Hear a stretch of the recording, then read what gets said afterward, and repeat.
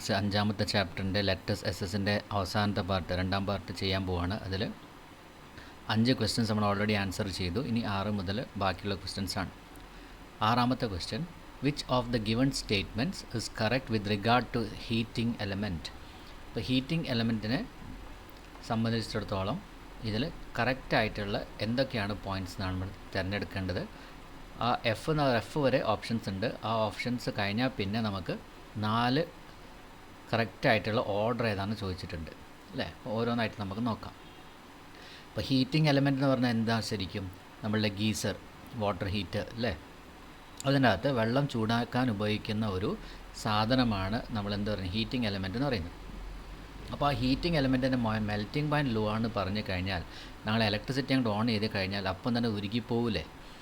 അപ്പോൾ അതിൻ്റെ melting point law ആവാൻ പാടുണ്ടോ? ഇല്ലല്ലോ. മെൽറ്റിംഗ് പോയിൻറ്റ് ഹൈ ആവണ്ടേ, എന്നാൽ മാത്രമേ എന്താ ഉള്ളൂ, റെഡ് ഹോട്ടായിട്ട് അത് എന്ത് ചെയ്യുള്ളൂ, ധാരാളം ഹീറ്റ് പ്രൊഡ്യൂസ് ചെയ്യുള്ളൂ. അപ്പോൾ ഫസ്റ്റ് പോയിൻറ്റ് റോങ് ആണ്. ഹൈ റെസിസ്റ്റിവിറ്റി ഒരു യൂണിറ്റ് ലെങ്ത് ഉണ്ടാവും. ആ ലെങ്ത്തിൻ്റെ റെസിസ്റ്റൻസാണ് നമ്മൾ എന്താ പറയുന്നത് റെസിസ്റ്റിവിറ്റി എന്ന് പറയുന്നത്. അപ്പം റെസിസ്റ്റൻസ് കൂടുതൽ വേണ്ടേ, കുറേ ലെങ്ത്തുകളാണെങ്കിൽ കൂടുതൽ റെസിസ്റ്റിവിറ്റി വേണം, എന്നാൽ മാത്രമേ അത് ഹീറ്റായിട്ട് മാറുള്ളൂ. അപ്പം ഇതെന്തായാലും വേണം. Ability to remain in red hot state, ശരിയല്ലേ. അപ്പോൾ നമ്മൾ ഈ ഇലക്ട്രിസിറ്റി പാസ് ചെയ്യുന്നിടത്തോളം സമയം അത് റെഡ് ഹോട്ടായിട്ട് ചുട്ട് പഴുത്തങ്ങനെ നിൽക്കണം, ഉരുകിപ്പോകരുത്. അപ്പോൾ ആ എബിലിറ്റി അതിന് വേണം, എന്നാൽ മാത്രമേ ഇത് ഹീറ്റിംഗ് എലമെൻറ്റ് ഇത് ഉപയോഗിക്കാൻ പറ്റുള്ളൂ. അപ്പം ആ പോയിൻറ്റ് നമുക്ക് ആവശ്യമാണ്. Law oxidation resistance. ഓക്സിഡേഷൻ എന്ന് പറഞ്ഞാൽ എന്താ? സാധാരണ നമ്മൾ ഓക്സിജൻ കത്താൻ സഹായിക്കുന്ന ഒരു സാധനമാണ് അല്ലേ. അപ്പം ചുരുക്കത്തിൽ പറഞ്ഞാൽ പെട്ടെന്ന് ഓക്സിഡൈസ് ആയി പോകാമെന്ന് പറഞ്ഞു കഴിഞ്ഞാൽ അത് കത്തിപ്പോവില്ലേ, അത് പാടുണ്ടോ? ഇല്ലല്ലോ. അപ്പം this is also wrong. High melting point, നേരത്തെ നമ്മൾ പറഞ്ഞിട്ടുള്ള മെൽറ്റിംഗ് പോയിൻറ്റ് വളരെ കൂടുതലായിരിക്കണം. ഹൈ ഓക്സിഡേഷൻ റെസിസ്റ്റൻസ്, പെട്ടെന്ന് കത്തിപ്പോകാൻ പാടില്ല. ആ ഹൈ ഓക്സിഡേഷൻ റെസിസ്റ്റൻസും ആവശ്യമാണ്. അപ്പോൾ നമുക്കിവിടെ കിട്ടിയത് ഏതൊക്കെയാണ്? B, C, E, F. അപ്പോൾ നമ്മളുടെ correct option 4 B, C, E, F. Clear ആയല്ലോ. ഇനി 7ാമത്തെ question, 2 bulbs 230 volt 40 watts and 230 volt 60 watts are arranged as shown in the figures. ഇപ്പോൾ 2 ഫിഗേഴ്സ് തന്നിട്ടുണ്ട്. ആ 2 ഫിഗേഴ്സിൽ ഒന്ന് 40 വാട്ട്സിൻ്റെ ഒരു ബൾബും 60 വാട്ട്സിൻ്റെ ഒരു ബൾബും, രണ്ടിൻ്റെ വോൾട്ടേജ് സെയിം ആണ്, 230 വോൾട്ടാണ്. പക്ഷേ അത് 2 അറേഞ്ച് ചെയ്ത രീതിയിൽ വ്യത്യാസമുണ്ട്. ഇപ്പോൾ 5.13 എ എന്ന് പറയുന്ന ചിത്രത്തിൽ രണ്ടും ഏത് ടൈപ്പ് കണക്ഷനാണ്? എൻഡ് ടു എൻഡ്, അതായത് സീരീസ് കണക്ഷനിലാണ്. നേരെ മറിച്ച് 5.13 ബിയിൽ ഇത് പാരലൽ കണക്ഷനാണ് കിടക്കുന്നത്. നമ്മളുടെ ചോദ്യം എന്താ? ഇഫ് 230 വോൾട്ട് സപ്ലൈഡ്, 2 ടൈപ്പ് അറേഞ്ച്മെൻറ്റിലും 230 വോൾട്ടാണ് സപ്ലൈ ചെയ്യുന്നത് വിചാരിക്കാം. Which bulb will be brighter in each circuit. സീരീസിൽ ബ്രൈറ്റായിട്ട് കത്തുന്നത് ഏതായിരിക്കും? അതേപോലെ പാരലൽ ബ്രൈറ്റായിട്ട് കത്തുന്നത് 40 വാട്ട്സിനാണ് 60 വാട്ട്സിനാണ്, ഏതായിരിക്കും എന്നാണ് ഇവിടെ ചോദ്യം. അതിൻ്റെ റീസണും നമ്മളോട് എക്സ്പ്ലെയിൻ ചെയ്യാൻ പറഞ്ഞിട്ടുണ്ട് അല്ലേ. അപ്പം എല്ലാവർക്കും അറിയാമല്ലോ, സീരീസ് കണക്ഷനിലാകുമ്പം എന്ത് എന്തായിരിക്കും അവിടെ കോൺസ്റ്റൻറ്റ് വരുന്നത്, മാറാതെ നിൽക്കുന്നത്. അതേപോലെ പാരലൽ കണക്ഷൻ ആകുമ്പം എന്താണ് അവിടെ കോൺസ്റ്റൻ്റ് ആയിട്ട് മാറാതെ നിൽക്കുന്നത് അല്ലേ, അറിയാലോ നിങ്ങൾക്ക്. അപ്പം സീരീസ് കണക്ഷൻ ആകുമ്പം അതിൽ എന്ത് വ്യത്യാസം വരില്ല, കറൻറ്റ് എല്ലാ ഇത് കൂടിയും പാസ് ചെയ്യുന്ന കറൻറ്റ് എന്തായിരിക്കും? സെയിം ആയിരിക്കും. Same amount of current passes through all the devices. Parallel ആകുമ്പോൾ ഇപ്പോൾ കറൻറ്റ് സെയിം ആണെങ്കിൽ ഇവിടെ മാറുന്ന ആരാ? വോൾട്ടേജ് ചേഞ്ചസ്, വോൾട്ടേജ് മാറും. ഓക്കെ, ഇത് ശരിക്കും ഓർമ്മിക്കുക. സീരീസ് കണക്ഷനിലാകുമ്പം കറൻറ്റ് സെയിം ആയിരിക്കും, പക്ഷേ വോൾട്ടേജ് മാറും. നേരെ മറിച്ച് പാരലൽ കണക്ഷൻ ആകുമ്പം വോൾട്ടേജ് എല്ലാ ഭാഗത്തു കൂടിയും സെയിം ആയിരിക്കും, voltage remains same, but current varies അല്ലേ, കറൻറ്റ് മാറും. ഈ 2 കാര്യം നമ്മളിവിടെ മനസ്സിലങ്ങോട്ട് ഉറപ്പിച്ച് വെക്കാം ഇപ്പം തന്നെ, എന്നാൽ മാത്രമേ നമുക്കിത് കറക്റ്റായിട്ട് ചെയ്യാൻ പറ്റുള്ളൂ. ഓക്കെ, ഇനി നമ്മൾ ഓരോന്നിൻ്റെയും, അതായത് 40 വാട്ട്സിനും 60 വാട്ട്സിനും റെസിസ്റ്റൻസ് ആദ്യം കണ്ടുവെക്കാം, ഏതിനാണ് റെസിസ്റ്റൻസ് കൂടുതൽ ഉള്ളത് എന്നുള്ളത്. അപ്പോൾ നമുക്ക് വോൾട്ടേജ് തന്നത് 230 volt, bulb 1 40 watts, bulb 2 60 watts അല്ലേ, ഇത്രയാണ് നമുക്ക് തന്നത്. ഇനി നമുക്ക് കണ്ടുപിടിക്കേണ്ടത് ഇവർ 2 പേരും റെസിസ്റ്റൻസ് എത്രയാണ്. അപ്പോൾ റെസിസ്റ്റൻസ് ഈസിക്കൽ ഐ തരാതെ നമുക്ക് റെസിസ്റ്റൻസ് കണ്ടുപിടിക്കാനുള്ളൊരു വഴിയുണ്ടല്ലേ, V² പി പവറാണ് ഈ വാട്ട്സിൽ നമുക്ക് തന്നിട്ടുള്ളത്. ബൾബ് 1ൻ്റെ പവർ, ബൾബ് 2ൻ്റെ പവർ. ഓക്കെ, നമുക്ക് P1 P2 എന്ന് എടുക്കാം വേണമെങ്കിൽ. റെസിസ്റ്റൻസ് ഓഫ് ഫസ്റ്റ് ബൾബ്, അതേപോലെ resistance of second bulb. V², V വ്യത്യാസമില്ല അല്ലേ, രണ്ടിലും സെയിം ആണ്. വോൾട്ടേജ് 230 വോൾട്ടാണ്. ഓക്കെ, ഇനി ഈ രണ്ട് പേരുടെയും വോൾട്ടേജ് നമുക്ക് അങ്ങോട്ട് കാൽക്കുലേറ്റ് ചെയ്ത് നോക്കാം. അപ്പം ആദ്യം R1 എത്രയാണെന്നുള്ളത് 230 × 230 ഡിവൈഡഡ് ബൈ ഫസ്റ്റ് ബൾബിൻ്റെ പവർ 40 അല്ലേ. ഫസ്റ്റ് ബൾബിൻ്റെ പവർ 40 ആണ് വരുന്നത്. ഇത് നമ്മൾ സോൾവ് ചെയ്ത് കഴിഞ്ഞാൽ, ഡിവൈഡ് ചെയ്ത് സോൾവ് ചെയ്ത് കഴിഞ്ഞാൽ നമുക്ക് കിട്ടുന്ന ആൻസർ 1322.5 ohms എന്നാണ്. അപ്പം ഈ 40 വാട്ട്സിൻ്റെ പവർ കുറവ്, പക്ഷേ റെസിസ്റ്റൻസ് കൂടുതൽ. ഇനി R2 230 × 230, അവിടെ പവർ കൂടുതലാണ് 60 വാട്ട്സ്. അപ്പോൾ ഇത് സോൾവ് ചെയ്താൽ നമുക്ക് കിട്ടുന്ന വാല്യൂ 881.7 ohms എന്നാണ്. അപ്പോൾ ഇവിടെ നിങ്ങളിത് റിലേഷൻ കണ്ടോ, പവർ കുറവായിരിക്കും, റെസിസ്റ്റൻസ് കൂടുതൽ. പവർ കൂടുമ്പം റെസിസ്റ്റൻസ് കുറവ്. ഓക്കെ, ക്ലിയർ ആയല്ലോ. അതായത് 40 വാട്ട്സ് ബൾബിന് റെസിസ്റ്റൻസ് കൂടുതലാണ്. ഇനി നമ്മൾ ഇതിനൊരു എക്സ്പ്ലനേഷൻ കൊടുക്കണമല്ലോ. ആരാണ് ബ്രൈറ്റ് ആയിട്ട് കത്തുന്നത്, ഏതിലാണ് ബ്രൈറ്റ് കുറഞ്ഞത്, ആരാണൊക്കെ നമുക്ക് നോക്കാം. ഇനി പാരലൽ കണക്ഷനിൽ നമ്മൾ പറഞ്ഞു, പാരലൽ കണക്ഷനിൽ കറണ്ട് സെയിം ആണ് അല്ലേ. പാരലൽ കണക്ഷനിൽ കറണ്ട് സെയിം ആണ്. അപ്പം പാരലൽ കണക്ഷൻ്റെ കേസിൽ ഇവിടെ ഏത് ഡിവൈസിൻ്റെ പവറാണോ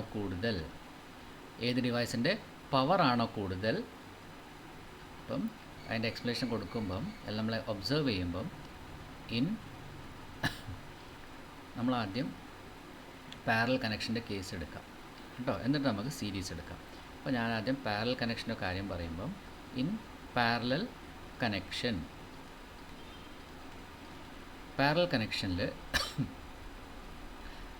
ലാർജർ പവർ ആവുമ്പോൾ, പവർ ലാർജർ ആകുമ്പം ഇതിൻ്റെ റെസിസ്റ്റൻസ് കുറവായിരിക്കും അല്ലേ. പവർ കൂടുതലാകുമ്പോൾ റെസിസ്റ്റൻസ് കുറവാണ്. ഇവിടെ കണ്ടില്ലേ, പവർ കൂടുതൽ റെസിസ്റ്റൻസ് കുറവ്. ഇതിനെ കമ്പയർ ചെയ്യുമ്പോൾ ഇവിടെ പവർ കുറവാണ്, റെസിസ്റ്റൻസ് കൂടുതലാണ്. ഇവിടെ പവർ കൂടുതൽ, ഇതിനെ കമ്പയർ ചെയ്യുമ്പോൾ റെസിസ്റ്റൻസ് കുറവ്. അപ്പം ലാർജർ പവർ ആകുമ്പം റെസിസ്റ്റൻസ് ലോവർ. നമ്മൾ ഒബ്സർവ് ചെയ്യുന്ന കാര്യമാണ് കേട്ടോ. റെസിസ്റ്റൻസ് ലോ ആയിരിക്കും. ഹൈ പവർ ആകുമ്പം, പവർ ലാർജർ ആകുമ്പം റെസിസ്റ്റൻസ് എന്തായി, ലോവർ ആയിരിക്കും. റെസിസ്റ്റൻസ് ലോവർ ആകുമ്പം ഹൈ കറണ്ട് യൂസ് ചെയ്യും. ഓക്കെ, ഇത് ധാരാളം കറണ്ട്, ഹൈ കറണ്ട് ഡിസിപ്പേഷൻ എന്ന് പറയും. ഉപയോഗിക്കുന്ന കറണ്ട് കൂടുതലായിരിക്കും, ഹൈ കറണ്ട് ഡിസിപ്പേഷൻ. അതുകൊണ്ട് that is 60 watts bulb will glow brighter. അപ്പോൾ പാരലൽ കണക്ഷൻ്റെ പ്രത്യേകത എന്താ, വോൾട്ടേജ് സെയിം ആയിരിക്കും. അപ്പോൾ പവർ കൂടിയ ഏതാണോ ഡിവൈസ് ഉള്ളത് അതിൻ്റെ റെസിസ്റ്റൻസ് കുറയും. പവർ കൂടുമ്പോൾ റെസിസ്റ്റൻസ് കുറയും. അപ്പോൾ ഇത് കൂടുതൽ കറണ്ട് വലിച്ചെടുക്കാൻ തുടങ്ങും. അപ്പോൾ കൂടുതൽ കറണ്ട് വലിച്ചെടുക്കുമ്പം ആ ബൾബ് എന്തായിരിക്കും, ബ്രൈറ്റർ ആയിരിക്കും കിട്ടുക. ഓക്കെ, മോർ കറണ്ട് അതിന് കിട്ടും റെസിസ്റ്റൻസ് കുറയുമ്പം. അപ്പോൾ ഇത് കൂടുതൽ ബ്രൈറ്റ്നസ്സിൽ കത്തും. ക്ലിയർ ആയല്ലോ. ഇനി നേരെ മറിച്ച് ഇൻ സീരീസ് കണക്ഷൻ എടുക്കുമ്പോൾ, നമ്മൾ നേരത്തെ പറഞ്ഞു, സീരീസ് ആവുമ്പം കറണ്ട് സെയിം ആയിരിക്കും, വോൾട്ടേജ് ആണ് ചേഞ്ച് ആവുന്നത് അല്ലേ സീരീസ് കണക്ഷനിൽ. അപ്പം in series connection lower power കുറയുമ്പോൾ അല്ലേ, ലോവർ ദ പവർ കുറയുമ്പോൾ എന്താ സംഭവിക്കുക, ഹൈ റെസിസ്റ്റൻസ് ആയിരിക്കും. Lower power will have high resistance. നമ്മൾ നേരത്തെ മുകളിൽ കണ്ടതാണ്. പവർ അങ്ങോട്ട് കുറയുമ്പം റെസിസ്റ്റൻസ് കൂടും. ഹൈ റെസിസ്റ്റൻസ് ആകുമ്പോൾ എന്താ സംഭവിക്കുക, ഇത് കൂടുതൽ വോൾട്ടേജ് അല്ലേ, ഇത് എന്ത് ചെയ്യും, കൂടുതൽ വോൾട്ടേജ് ഷെയർ ചെയ്യും. It will share more voltage. Current ഇവിടെ സെയിം ആണ് അല്ലേ, മാറാത്ത കറണ്ടാണ് സീരീസിൻ്റെ കേസിൽ, പക്ഷേ വോൾട്ടേജ് മാറും. അപ്പോൾ ഈ ലോവർ പവർ ആകുമ്പോൾ റെസിസ്റ്റൻസ് കൂടുമ്പം അത് കൂടുതൽ എന്തെടുക്കും, വോൾട്ടേജ് ഷെയർ ചെയ്യും. It will share more voltage. Voltage share ചെയ്തിട്ട് ആൻഡ് ഗ്ലോ ബ്രൈറ്റർ അപ്പോൾ ഇവിടെ ആരായിരിക്കും 40 വാട്ട്സ് ബൾബായിരിക്കും അല്ലേ. 40 watts bulb will glow brighter. മനസ്സിലായ എന്താണെന്നുള്ളത്? ഒന്നിൽ കറണ്ട് സെയിം ആണ്, മറ്റേ വോൾട്ടേജ് സെയിം ആണ്.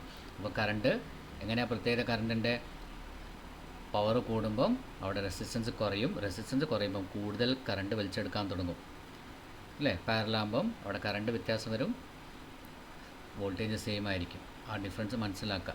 സീരീസ് കണക്ഷൻ ആകുമ്പം പവർ കുറഞ്ഞ ഏതാണോ സാധനം അതിൻ്റെ റെസിസ്റ്റൻസ് കൂടുതലായിരിക്കും. റെസിസ്റ്റൻസ് കൂടുതലായതുകൊണ്ട് മോർ വോൾട്ടേജ് ഷെയർ ചെയ്യും. കാരണം സീരീസ് കണക്ഷനിൽ എല്ലാത്തും കൂടെ പാസ് ചെയ്യുന്ന കറണ്ട് സെയിം ആയിരിക്കും. അതുകൊണ്ട് ഇത് കൂടുതൽ വോൾട്ടേജ് വലിച്ചെടുക്കും. അങ്ങനെയാണെങ്കിൽ ഏതിനാണോ പവർ കുറവ് അത് ബ്രൈറ്റായിട്ട് കത്തും. ഓക്കെ, നിങ്ങളത് ശരിക്കും മനസ്സിലാക്കി കാണണം വ്യത്യാസം എന്താണെന്നുള്ളത്.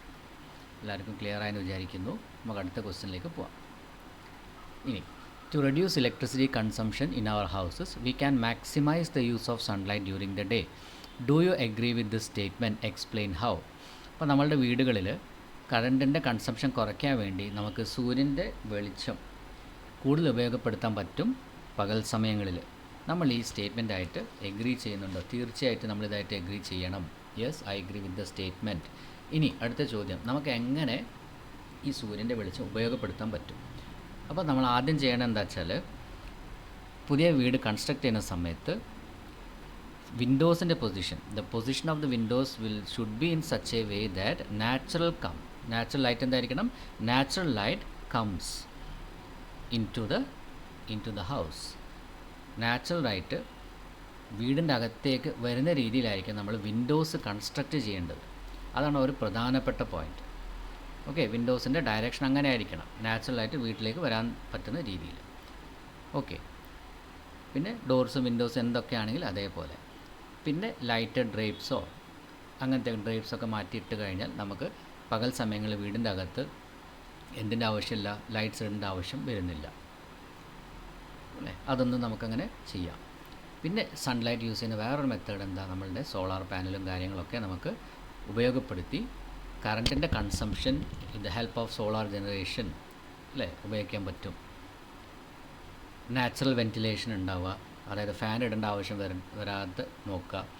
എയറിൻ്റെ സർക്കുലേഷൻ നല്ല രീതിയിൽ വിൻഡോസൊക്കെ ആവശ്യത്തിന് കൺസ്ട്രക്റ്റ് ചെയ്യുക.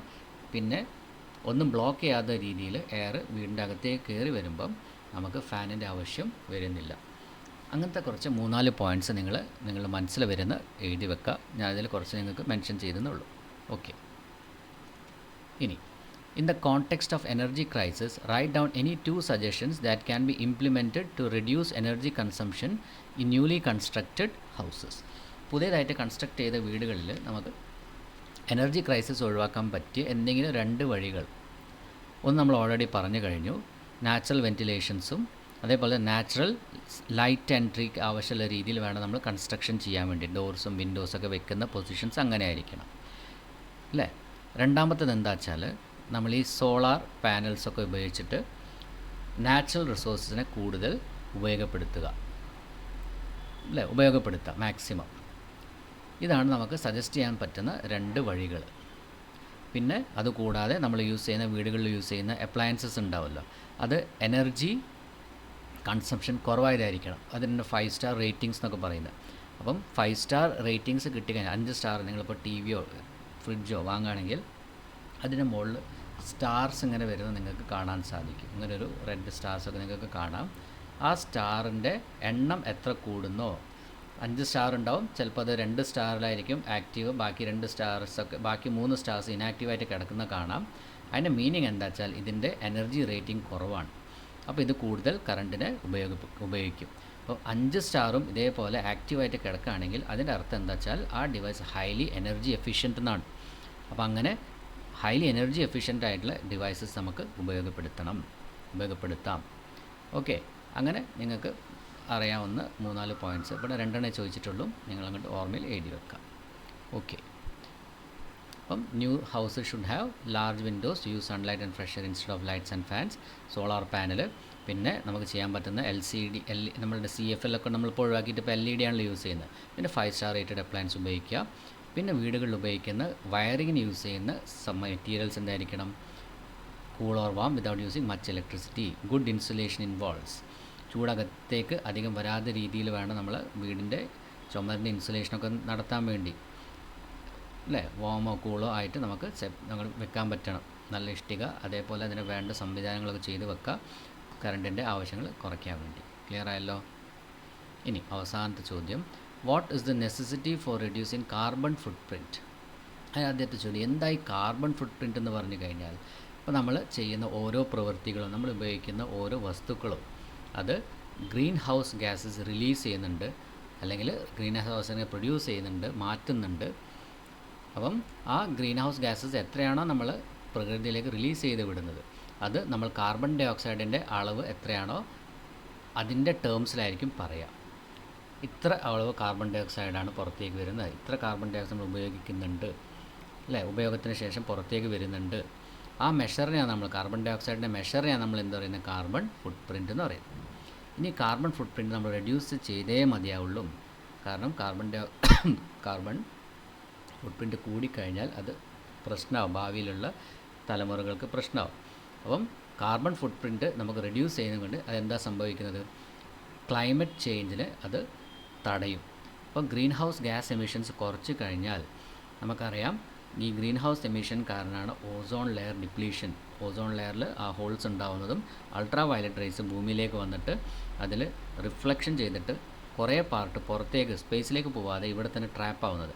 അങ്ങനെ ട്രാപ്പ് ആവുന്നതുകൊണ്ട് നമ്മളുടെ എർത്തിൻ്റെ സർഫേസ് ടെമ്പറേച്ചർ കൂടും. അതിനാണ് നമ്മൾ ഗ്ലോബൽ വാർമിംഗ് എന്ന് പറയുന്നത്. അപ്പോൾ ഈ ഗ്ലോബൽ വാർമിങ്ങിൻ്റെ എഫക്റ്റ് കാരണം നമ്മളുടെ കടലിലെ വെള്ളത്തിൻ്റെ അളവ് കൂടുകയും പല സ്ഥലങ്ങളിൽ വെള്ളത്തിനടിയിലാവാനുള്ള ഭീഷണിയിലാവുകയും ചെയ്യുന്നു. അപ്പം ഈ ട്രാപ്പായി കിടക്കുന്ന അൾട്രാ വയലറ്റ് റേഡിയേഷൻസ് കാരണം നമുക്കിവിടെ സംഭവിക്കുന്ന വലിയൊരു വെല്ലുവിളി എന്താ വെച്ചാൽ ക്ലൈമറ്റ് ചേഞ്ചാണ്. പ്രകൃതിയിലത്തെ മൊത്തം ക്ലൈമറ്റിൽ വരുന്ന മാറ്റം. അപ്പം കാർബൺ ഫുട് പ്രിൻറ്റ് നമുക്ക് കുറച്ച് കഴിഞ്ഞാൽ ഈ ക്ലൈമറ്റ് ചേഞ്ചിന് നമുക്കൊന്ന് പിടിച്ചു നിർത്താൻ പറ്റും. ഓക്കെ, അതാണ് ഒരു കാര്യം. രണ്ടാമത്തേത് എന്താ വെച്ചാൽ, മഴ പെയ്ത ഭയങ്കര മഴ, പിന്നെ അവിടെ വെള്ളപ്പൊക്കമായി. മഴ ഇല്ലെങ്കിൽ തീരെ വെള്ളമില്ല, അവിടെ ഡ്രൗട്ടായി. അങ്ങനത്തെ ഒരു കണ്ടീഷൻ നമുക്ക് കുറയ്ക്കാൻ സാധിക്കും, അല്ലേ? അങ്ങനത്തെ ഒരു അവസ്ഥ വരാതെ നമുക്ക് കുറയ്ക്കാൻ സാധിക്കും എന്നുള്ളത് രണ്ടാമത്തെ കാര്യം. അതേപോലെ തന്നെ നമുക്കെങ്ങനെയാണ് ഇവിടെ ജീവിക്കാനുള്ള അധികാരമുള്ളത്, അതേപോലെ തന്നെ അത്രയും അധികാരമുള്ള സാധനങ്ങളാണ് നമ്മളുടെ ചെടികളും മൃഗങ്ങളും.